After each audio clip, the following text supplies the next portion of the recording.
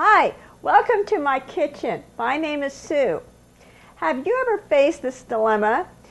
You've worked really hard to put on a very nice dinner, and it's beautiful, it's wonderful, but you know that at the end of the dinner everyone's going to be full, and dessert is not going to be appreciated that much. You know, you really just can't stuff a whole lot in addition to a good meal. Well, I've got the solution for you. It's a wonderful Greek halva, Greek Farina halva. It's sweet, it's just a small little piece, but it has that nice finishing touch for any kind of a meal. Why don't you stay tuned? Just a reminder, today's recipe and all the recipes that we've used on this show so far can be found on our website, Tweeton.com. Be sure to look us up, and you'll find a way there to order tapes of these cooking lessons and a way to email me. And I do love hearing from people who've been watching the show. If you have a family, time-honored recipe, a Greek recipe that you'd be willing to share with me, I'd really love to hear from you. Please email that recipe to me. I'd love to look at it, read it, and maybe even use it on the show. Now, today's recipe, halva, is probably different from what you think of when you think of halva. It is not the thick sesame paste candy that you can find at some delicatessens. It is a Greek specialty, and it's made from one of the primary ingredients that Greek people use in a lot of their cooking, and that's farina. Now here, we usually find farina as cream of wheat cereal, and for most Greek cooking, what you need to get is the old-fashioned cream of wheat cereal, the one that takes the longest for cooking, not the instant kind. So definitely you need some cream of wheat. You also need 3/4 of a cube of unsalted butter, and it really won't work unless it's unsalted and it's butter. It tastes much better that way. For added interest, you could use anywhere from 1/4 to 1/2 of a cup of either slivered almonds or pine nuts. Either one would be fine, and they would add something, although this is optional, it's not necessary. The farina, butter, and nuts make up the body of the halva, but it's not sweet. For that you need a sugar syrup. So you need some granulated white sugar and some water. And once you put it all together, you need to add a little interest to the top. And for that, to add interest to the top, you need some ground cinnamon and either chopped walnuts or whole blanched almonds. Put all these few ingredients together and you'll have a nice farina sweet that you can serve people after dinner. Just perfect. Sweet, but not filling. This is a very traditional Greek recipe. In fact, I don't think you can find a Greek cookbook that doesn't have some version of this recipe. What makes this recipe different is the use of the sweet butter. Most of the Greek cookbooks have the farina cooked in oil, but this recipe has sweet butter, and this is my Aunt Stella's recipe, and this butter makes all the difference in the world. It makes this farina sweet absolutely yummy. The first thing I need to do is get my syrup prepared. So I'm here at the stove, I have my pot, and I'm ready.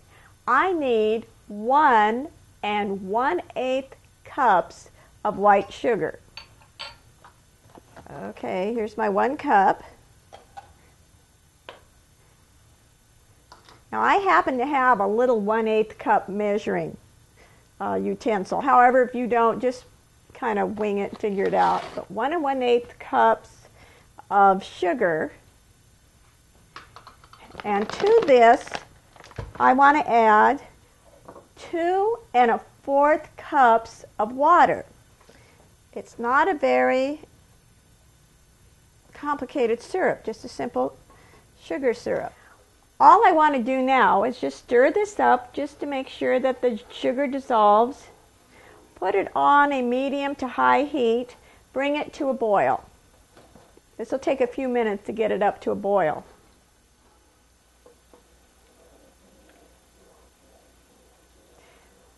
Okay, my sugar syrup has come to a boil, finally, and I'm going to let it boil for 5 minutes.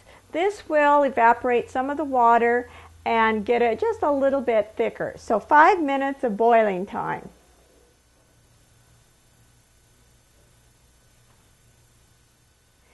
It's been 5 minutes. My syrup has boiled, and all I'm going to do now is just take it off the heat.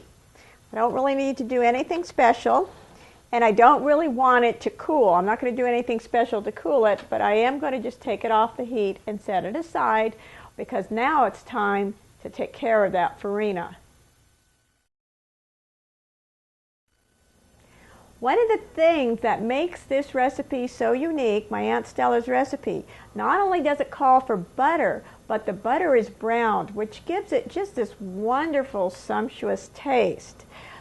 But browning butter sometimes can go over the edge and get to burnt butter. So it's very important at this point to get everything lined up and everything ready to go so that you don't accidentally burn the butter. The first thing I want to do is measure my butter. I want 3/4 of a cube or 6 tablespoons. And I'm just going to cut it off right now. And remember, this butter is sweet, unsalted butter. Just won't taste the same if it's salted. All right, so into my pot it goes, but I'm not going to turn the heat on right now. Eventually, I'm going to press the entire farina mixture into this 8x8 pan. So as long as I'm dealing with butter, I'm going to take the leftover butter and just butter this pan well, the bottom and the sides. What this will do is it'll just make it easier for me to get the pieces out when it's time for me to serve or to eat. Okay, now my pan's ready and I'm going to set it aside and get on to the other parts. What I want to do now is measure out my cream of wheat. I want to get everything ready so that once I get this butter browning, I don't have to fuss around with anything else. Now I'm going to try, without making a mess, to measure out 1 1/4 cups of cream of wheat. Let's see if I succeed.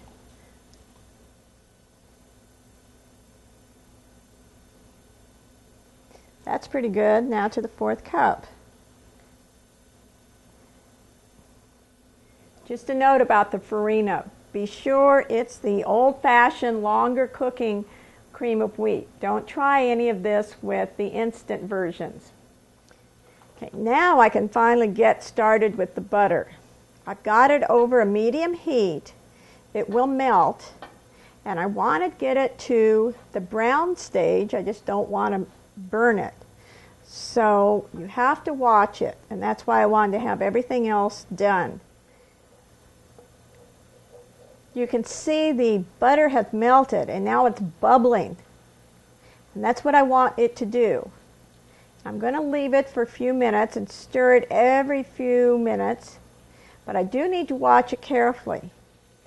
It'll take a little bit of time for it to brown, and the foaming milk solids kind of make it hard to tell when it hits browning. So what I like to do is every once in a while tip it towards me and I stir it, and because it's all concentrated right here in a corner, I can tell better if it's browning. I kind of push away the milk solids.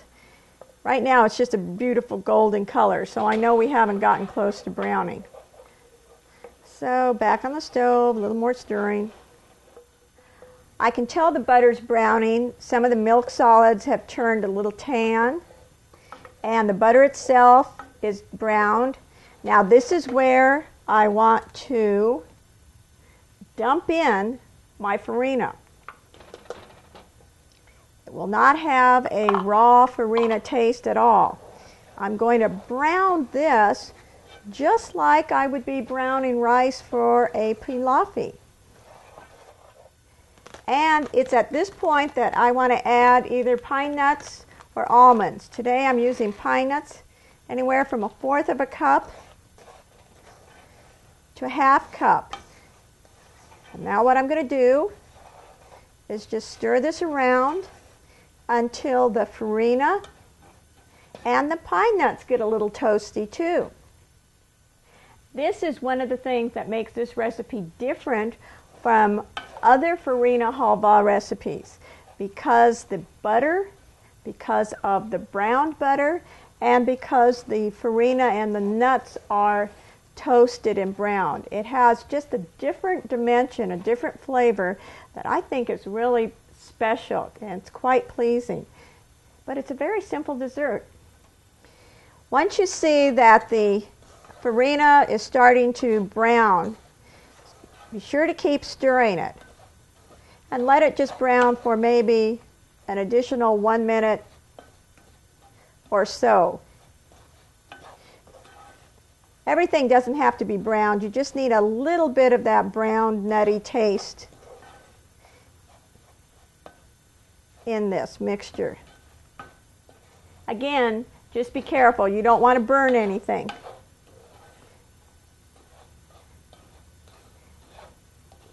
And I see some of the pine nuts are getting toasty. The farina is coloring a bit. And I think I'm not going to press my luck. I'm going to stop right here. The next step is really simple. Get your syrup and pour it in here. And stir, of course.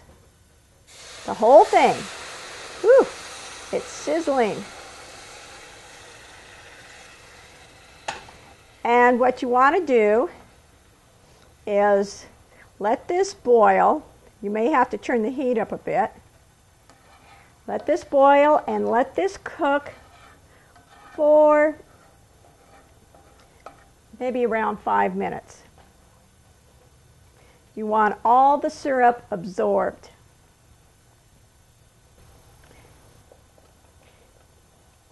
It's come up to boil, so I'm just going to keep stirring it anywhere from 3 to 5 minutes. Just make sure all the liquid is absorbed. Stand a few inches away because it does spatter a bit.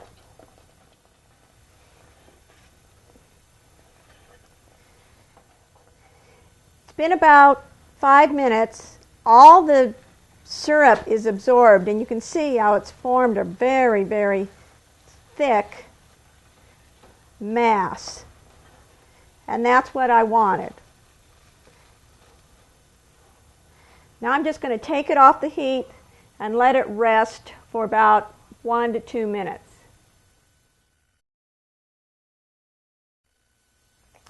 Now a note. You could double this recipe and put it, instead of into an 8-inch square pan, you could put it into a bundt pan or even a jello mold, something like that, and then unmold it. That is also a very traditional Greek way of presenting this farina sweet. However, I like the 8-inch pan because that way you can cut it into small squares and it's much easier to serve and to eat. The farina mixture has been resting for just a few minutes. It's still quite hot, and I'm going to pour it into my pre-buttered 8-inch pan. And it certainly doesn't pour in like a batter, as it's very, very thick. And I want to press it down as evenly as possible.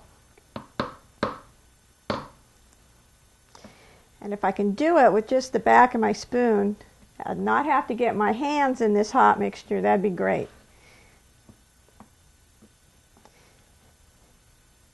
Just press it down evenly and out to the edges, making sure it gets out to all the edges.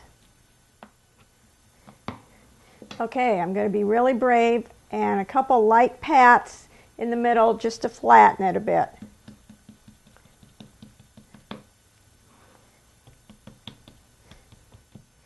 I think it's pretty flat. It's good enough for me. There. Now I'm going to get the oil off my hands. A nice thing about this halva is that it is all done on the stovetop. It doesn't require any baking. So if you're having a dinner that you're going to have something in the oven, you don't have to worry about timing things perfectly so you can use the oven 3 or 4 times in a row. This can be done on the stovetop early in the morning and just set aside. Of course, it's too hot to handle, it's too hot to eat. It does need to cool, but it needs just a little extra decoration and a little extra flavor. And for that, we go to time-honored spice in Greek cooking, cinnamon. All you need to do is just sprinkle the top with powdered ground cinnamon. And that just adds another little flavor. And that's just fine as it is. If you wanted to, you could add some crushed walnuts, chopped walnuts, or you could stick a whole almond, space it out so that every single piece would have one whole blanched almond. That would be fine too. But I think today, since I added pine nuts to the halva itself, I'm just going to leave it alone with the cinnamon and set it aside, let it cool. Now, what goes really well with a sweet after dinner? Coffee. That's right, coffee. And Greeks love coffee. Kafe. Greek coffee. Very much like Turkish coffee. And I want to show you how to make it because it is really different. There are 2 things you need for Greek coffee. First of all, traditionally Greek coffee is made in a pot like this. This is called a briki. It's rather tall and it has this little lip here. And this is what the coffee is made in. Then comes the Greek coffee itself. Now, this is different because it is ground so fine. It's pulverized, almost like powder. So regularly ground coffee will not work. Now, this is imported from Greece, and you can find Greek coffee over the internet. You can find it at Greek festivals. Usually they sell it. And I found this. I picked this up here in the Sacramento area at Cordy Brothers. But I really want to show you just how finely this is ground.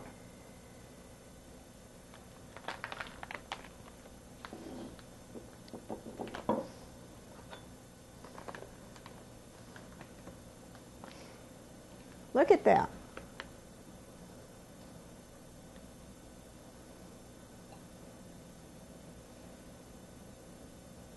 It almost looks like ground cinnamon. It is so finely ground. It's just powdery. Very different. And this is the kind of grind you absolutely have to have in order to make good Greek coffee.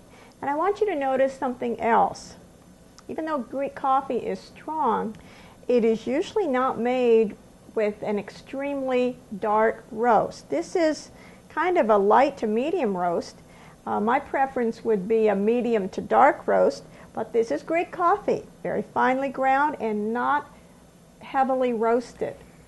If you can't find Greek coffee imported from Greece, what you could do is go to one of your local coffee boutiques and ask them to give you an espresso grind of coffee, because that's pretty fine, and that would be that would approximate what Greek coffee is like. Or you could do it at home. If you have your own coffee grinder, just use a little bit and grind and grind and grind until it comes close to being powdery.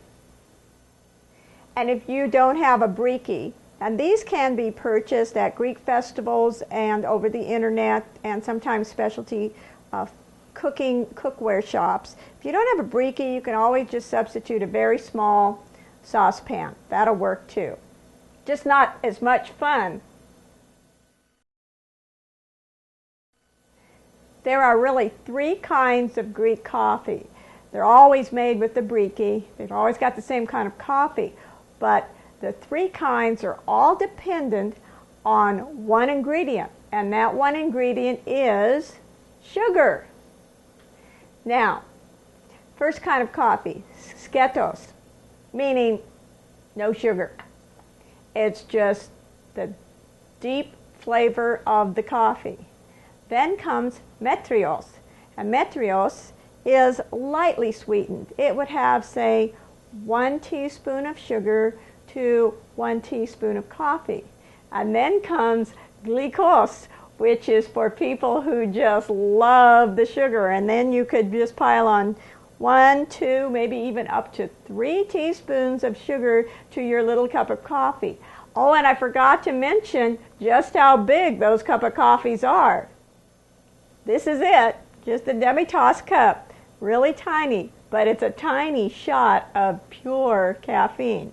So it'll get you going and keep you awake for your after-dinner conversations. My briki doesn't hold too much, so I'm making just 2 servings. And what I want is to pour in 2 demi-tasse cups worth of water. There's 1. There's 2. All right. Now to this, I want to add 2 heaping teaspoons of the pulverized Greek coffee.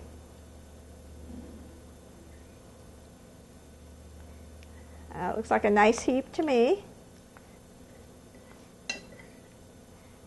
And another heap. Now I'm making metrios coffee today, so I'm going to add 2 teaspoons of sugar. Actually, part of me likes the glucose, so I'm going to add 1 more teaspoon of sugar. Make it just a little sweeter. Now I'm just going to stir this up a bit. And my heat on the stove needs to be medium-high. So what I want to do is bring this to a boil. I do not want to boil the coffee. I want to bring it to a boil. Okay, everything's stirred up, and I'm just going to put it over the heat and bring it to a boil.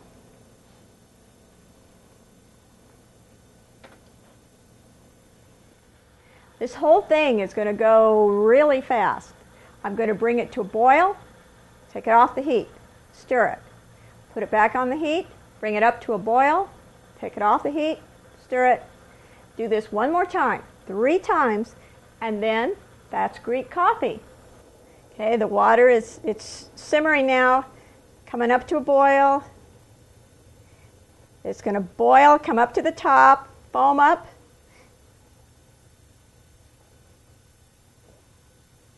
Once it foams,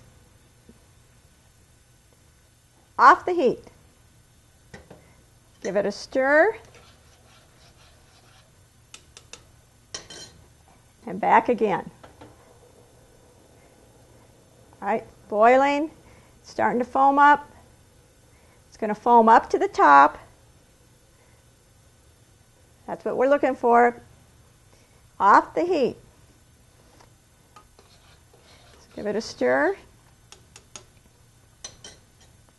And the last foam.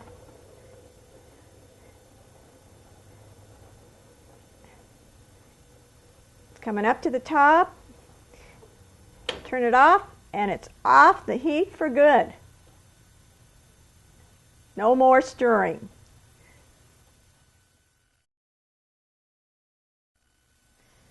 My halva is ready to cut.